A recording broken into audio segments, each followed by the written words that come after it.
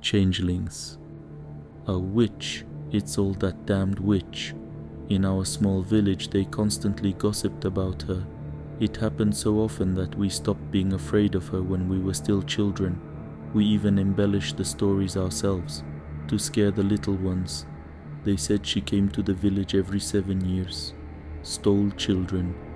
These were just fairy tales. Nobody believed them.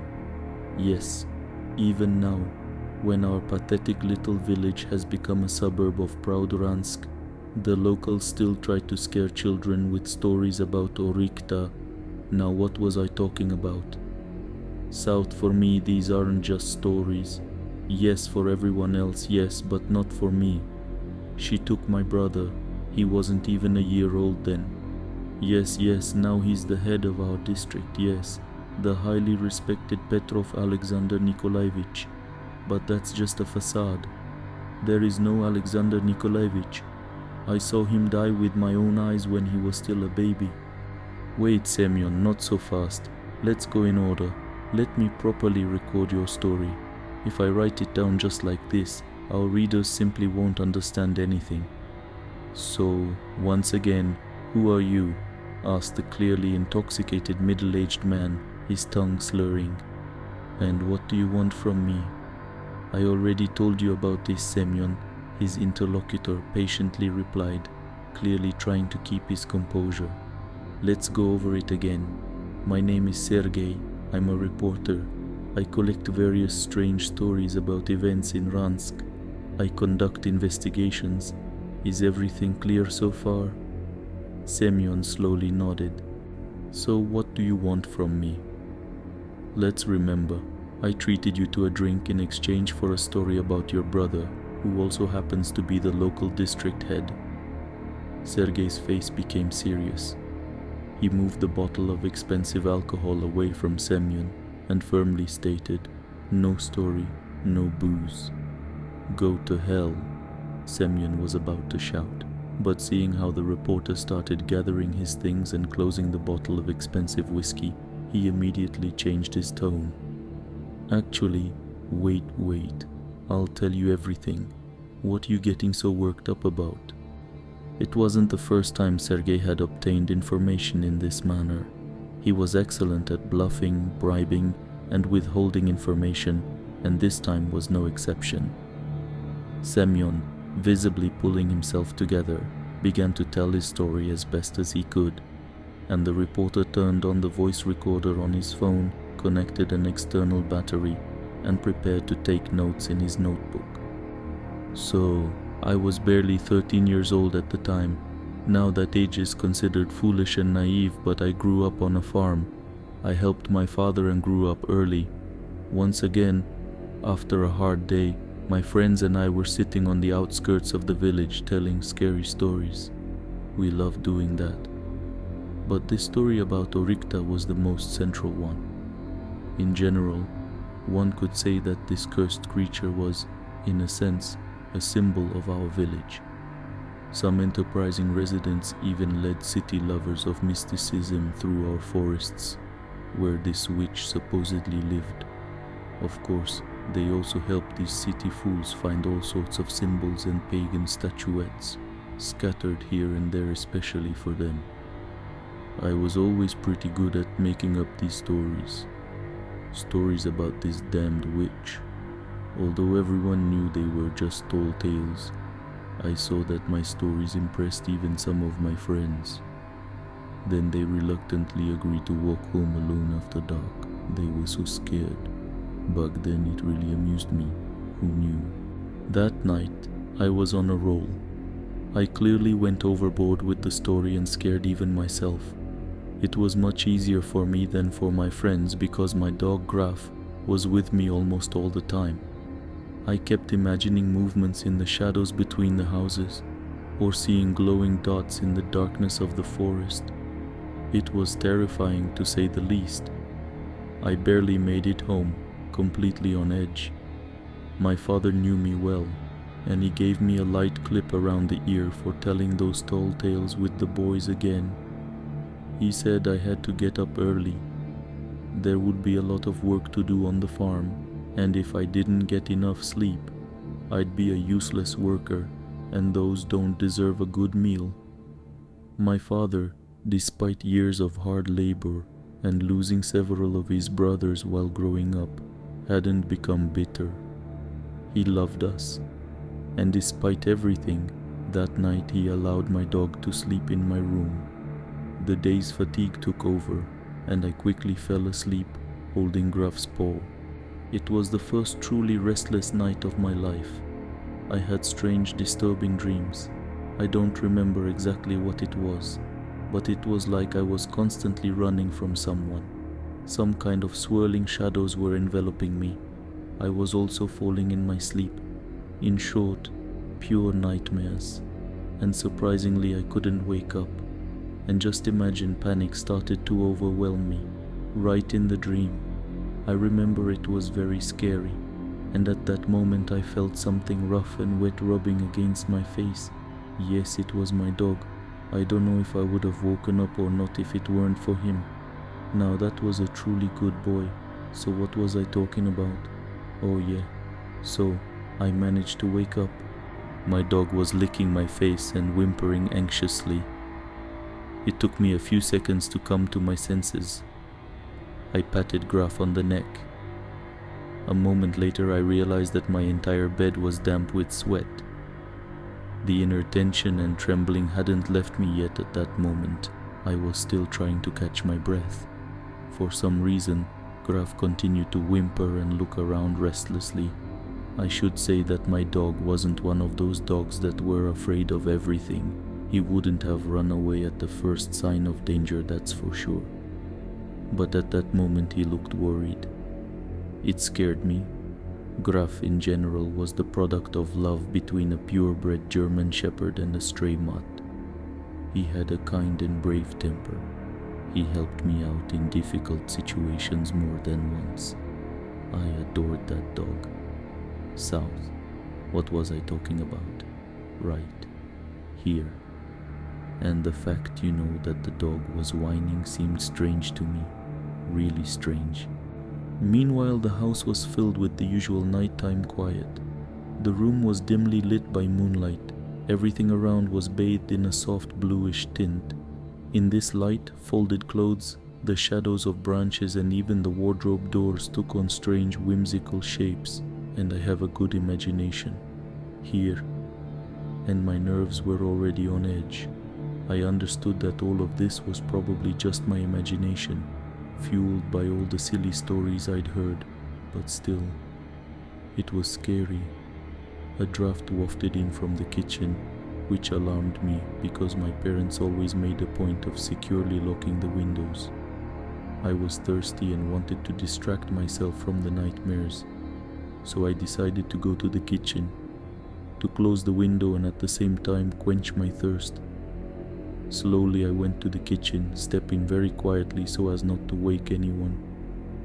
Gruff walked beside me, his claws clicking softly against the floor.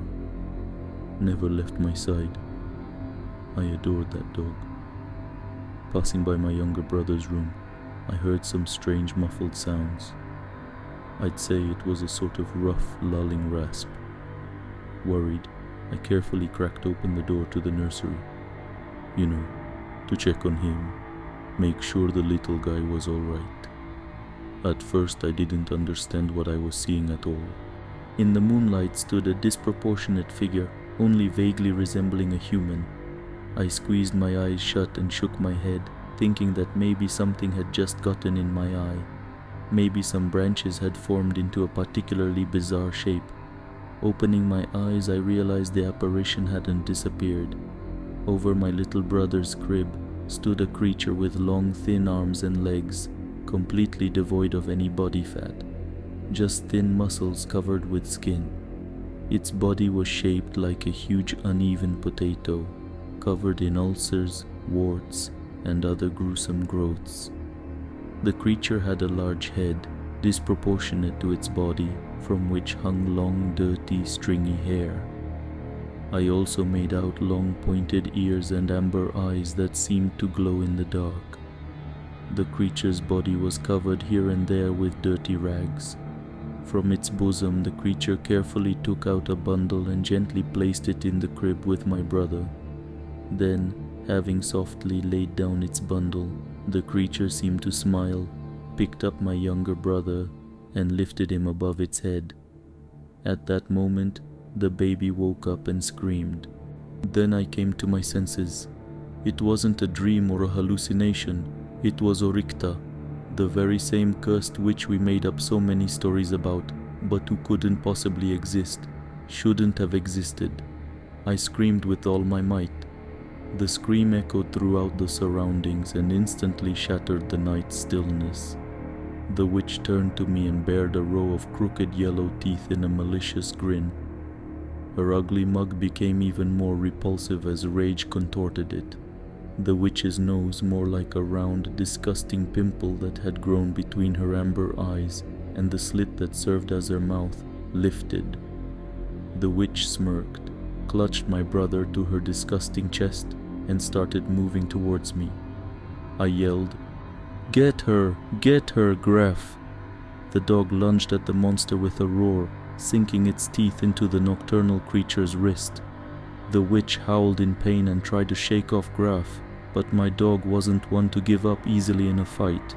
He was a magnificent dog. He never backed down from anyone. South. The dog thrashed its head from side to side until the creature's wrist hung limp. He almost gnawed it off.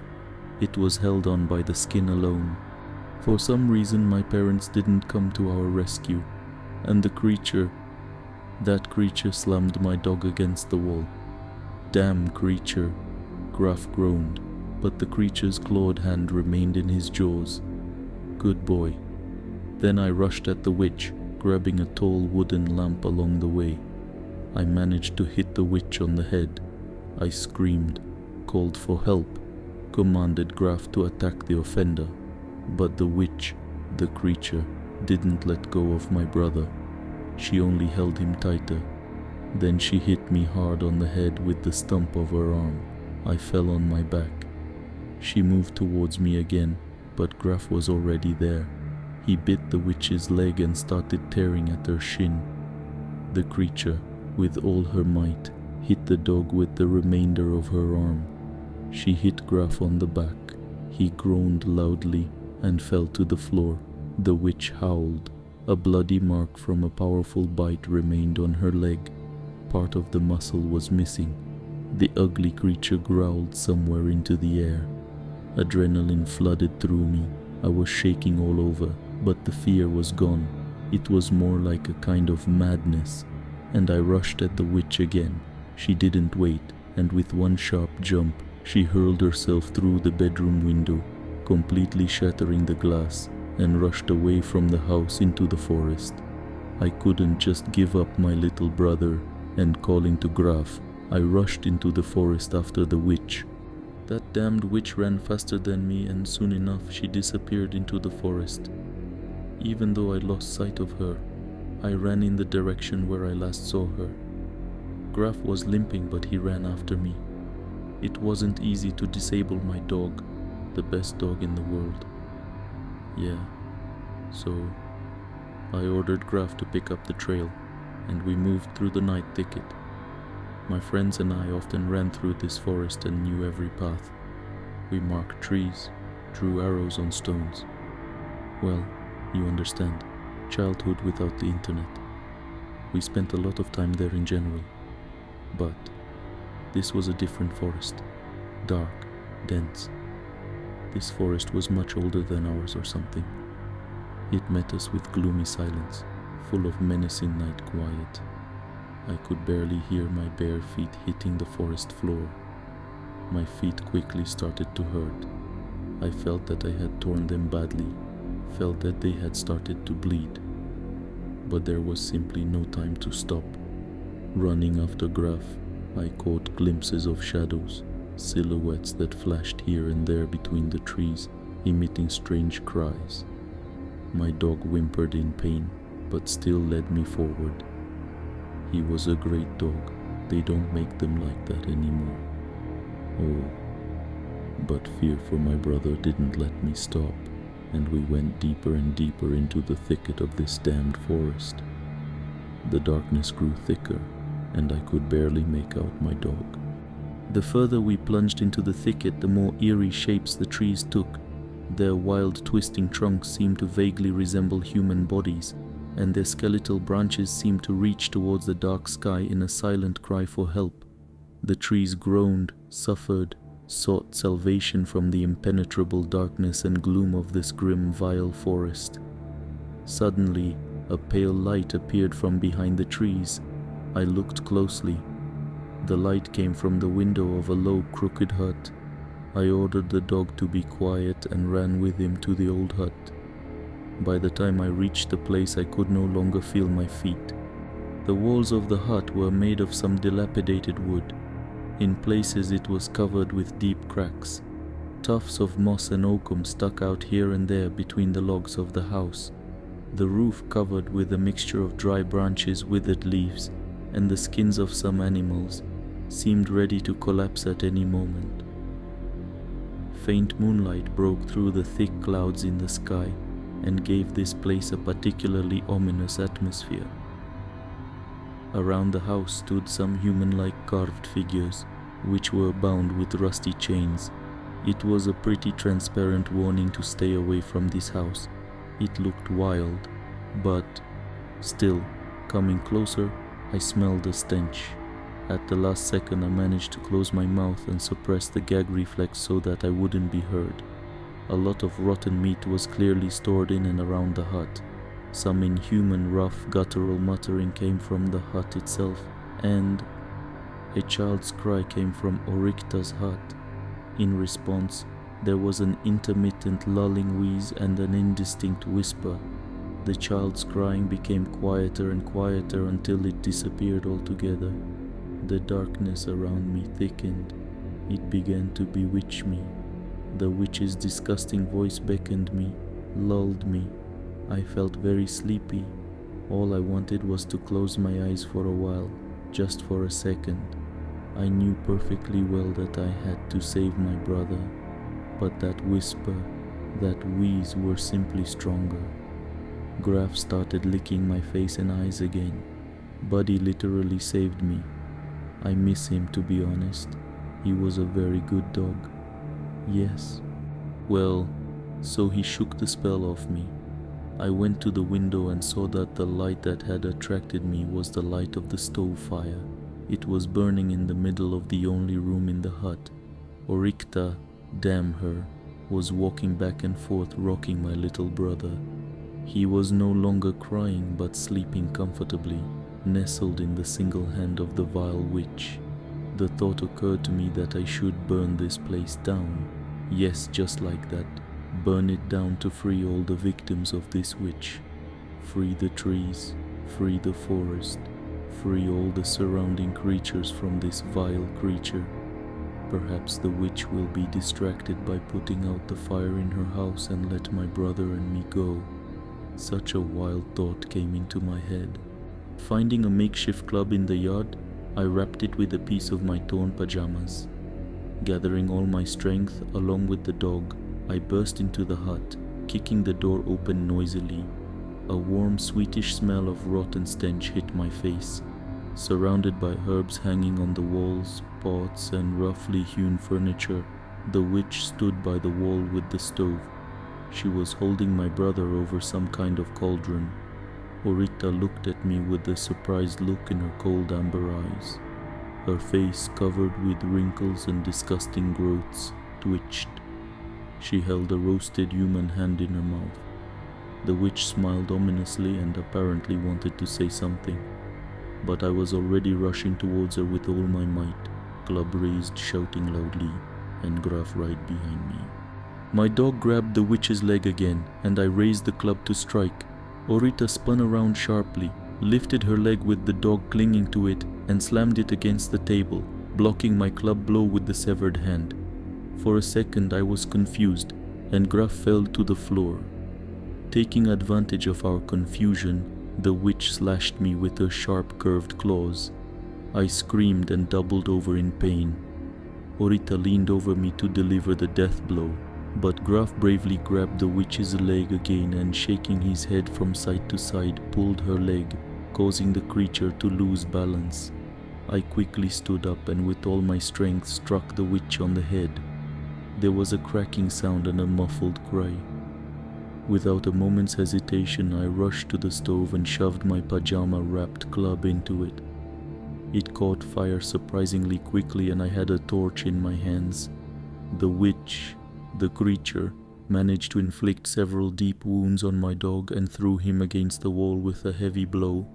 Orita was already heading towards Graf to finish him off, but I didn't let her. I managed to hit the witch on the head with the burning torch. Orita howled loudly and backed away. Then I was able to hit her in the eyes. She howled again and clutched her face. Graf turned, got to his feet, and with a quick jump, growling, grabbed the creature's neck. She, that vile bitch, threw Graf against the wall again. This time he didn't get up. The witch covered the wound with her hand. Some disgusting green ichor flowed from her wound. We stopped and snarled at each other, exhausted and wounded. The witch growled viciously, but the sound became gurgling. I prepared for a new attack, but she jumped out the window and disappeared. Well, I had my brother and my dog. I didn't pursue her. Rushing to the cauldron, I took my little brother in my arms. Tears streamed from my eyes. My little brother's body showed no signs of life. It was completely lifeless. With the fear of another loss, I approached Graf and stroked him. My best friend groaned, tried to raise his head, but immediately dropped it again, whimpering. "He's alive, my buddy." Good. But I had to hurry. I made a small sled out of hanging skins, ropes, and the remains of the rough furniture that was in the house. I wrapped my legs in skins. I needed to get everyone out of this forest. The witch never showed up that night. Scattering burning coals throughout the house and setting fire to rags, I went home. I followed the bloody footprints I had left in the night while running barefoot. Graf lay next to my brother's body and breathed heavily. I dragged them until the forest wall suddenly ended, as if I had stepped out from behind some kind of curtain. The bright sun even blinded me for a moment, an amazing effect. When I reached the house, I was met by a woman who looked very much like my mother, only much older. With a cry, she rushed to me and embraced me, and I lost consciousness. Amazing story, Semyon. Readers will be thrilled.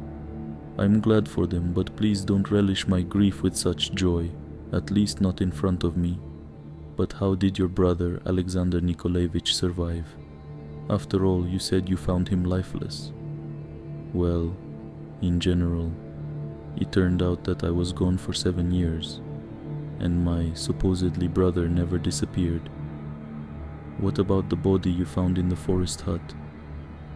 It turned out to be some kind of doll made of old rags, wrapped in ropes. So why did you decide then that it wasn't your brother? When I returned, he was already 7. He constantly stared at me with those amber eyes of his. I often woke up in terror at night from the feeling that a witch was watching me. But every time it was my younger brother staring at me, unblinking, at night and smiling. And how did your parents react to the fact that you hadn't changed at all?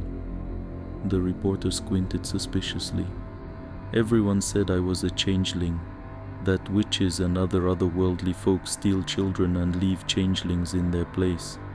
But no matter how much I talked, how much I tried to convince everyone that it wasn't me who was the changeling, but my brother, no one believed me. I became an outcast. My last and only friend was Graf. But he didn't live long after those events.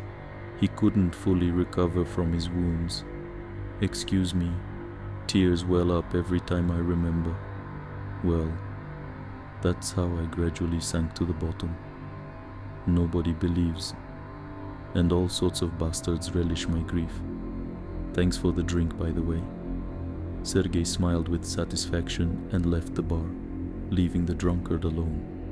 Today got excellent material. The article would be devastating. An article by the famous reporter Sergei Karin appeared in the Ransk online newspaper. It was titled Changelings. Are they already among us? In addition to the story described by the downtrodden drunkard about the brave rescue from the witch's clutches, there was a continuation of the article. At the very end, it was stated that, according to unnamed sources, Semyon had nevertheless decided to return to the search for his brother and prove to everyone that the local district head was not who he claimed to be. However, Semyon disappeared without a trace, like many other fools who dared to wander in the deep forests of Ransk.